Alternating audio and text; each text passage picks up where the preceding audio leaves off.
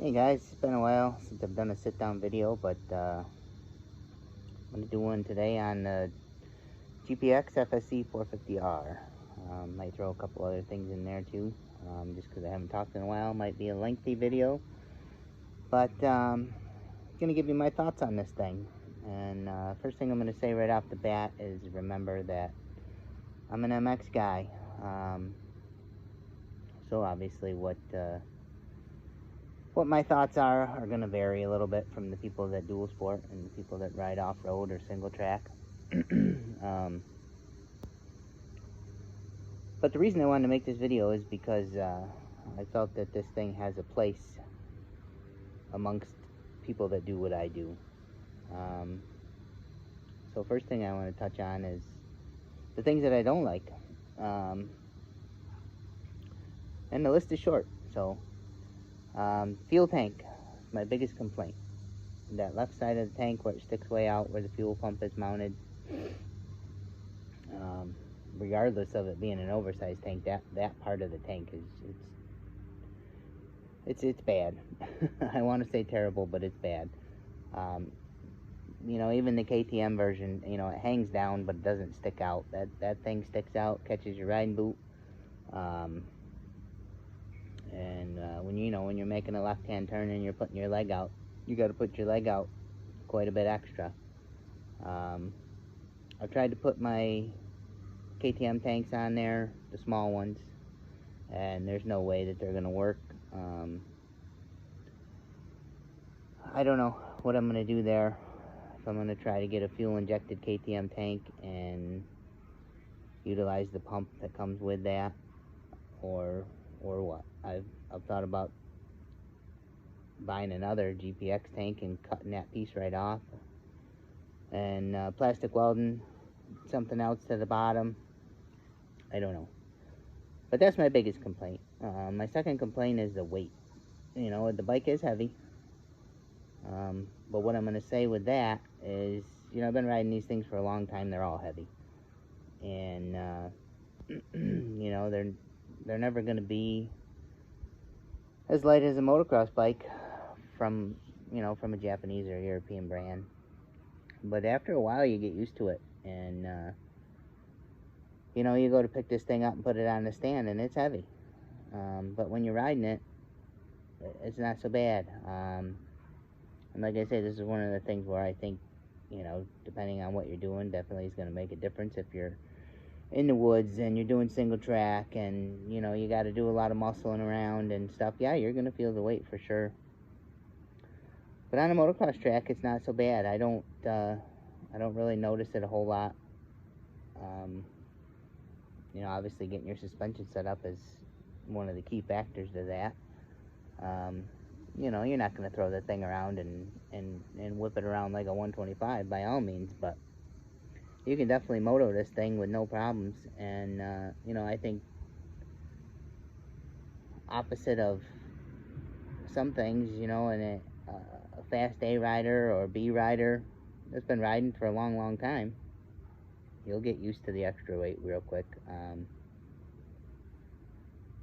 You know, I've had this thing for a little bit now, and I spend all my time on the motocross track with it, and it's quickly became my favorite bike. And I say that because, you know, the suspension's good, and I love the motor.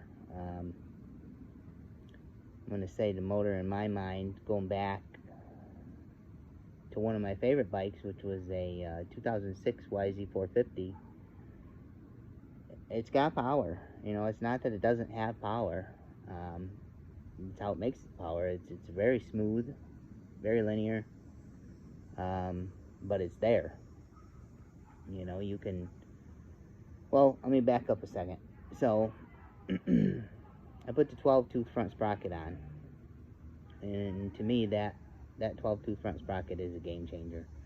I rode it once on the motocross track with the 13 on there, and you know, obviously I'm exaggerating a little bit, but what seemed like, you know, you're coming out of the corner, it seemed like it'd go 100 mile an hour in first gear, which is kind of crazy, you know, to ride on a motocross track like that. You're not utilizing anything. You're using first and second gear only, and, you know, the tracks aren't that small. You know, I got one big long straightaway on there, and you know, it's not like their little kid track.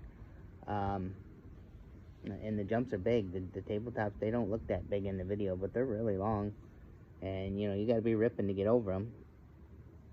But that 12-tooth front sprocket, that thing changes this bike's characteristics by leaps and bounds. You know, obviously, you guys know what I do for a living, but I said to myself after putting that 12-tooth on there, I was like, geez, I don't really have to do anything to this thing. I can just race it the way it is, and and I'll stand by that.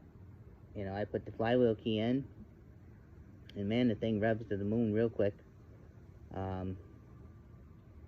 Some of the straightaways, like I mentioned in the one video, you know, I'd get close to the jumps, and it would hit the rev limiter right before the jumps, and now it's hitting the rev limiter halfway down the straightaway. And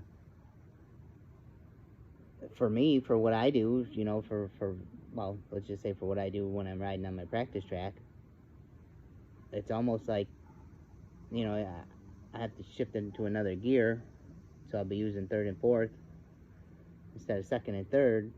But you know, it's almost easier riding it without the key in there, because the spacing of the transmission, I could use second and third, where now I'm going to shift into fourth, but you know, I'm just trying to explain the difference. And but with the key in there, you know, second and third gear on the track, I mean, you can wheelie on command whenever you want over any obstacle, and it's really, you know, it's really nice to have that extra power. You know, obviously the thing wasn't intended to be a motocross bike, but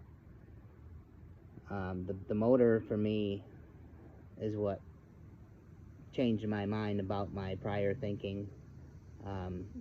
You know, I do have a soft spot for one of the other bikes because it's more motocross oriented, and but this thing with the extra power, it fills the gap and rises above it.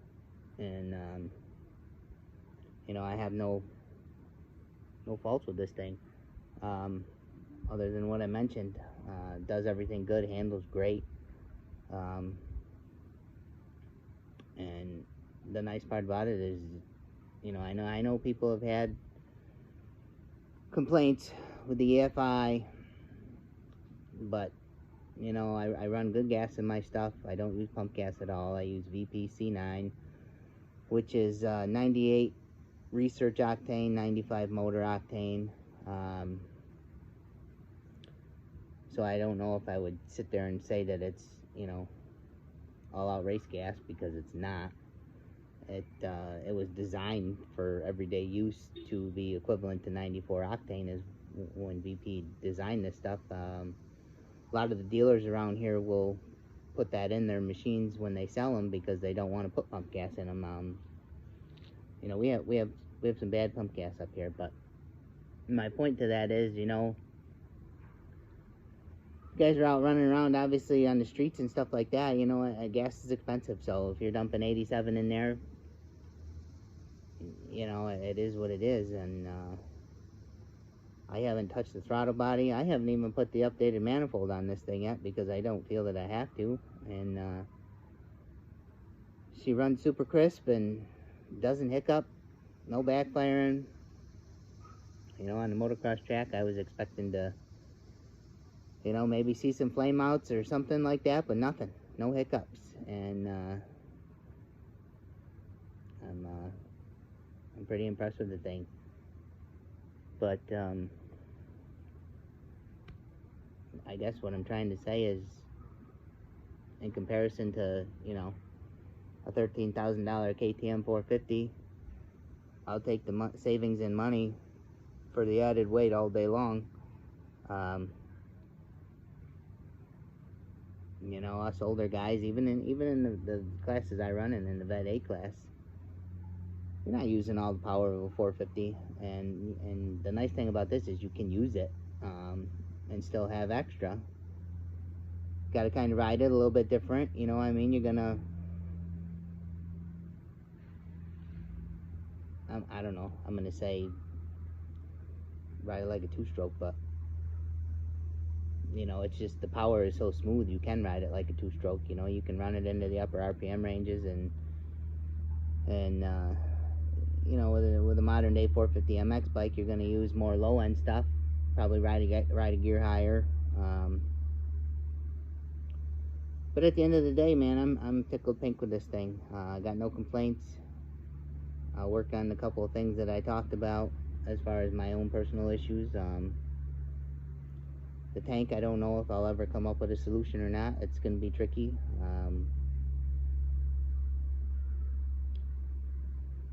You know, I can live with the weight. The weight doesn't bother me. I've spent enough hours on it now that, you know, I don't know. I don't notice it. You know, I ride these things all the time. The 250E, you know, all that stuff is heavier than a modern day motocross bike. So I think I've spent enough time on it to where I can say it doesn't bother me.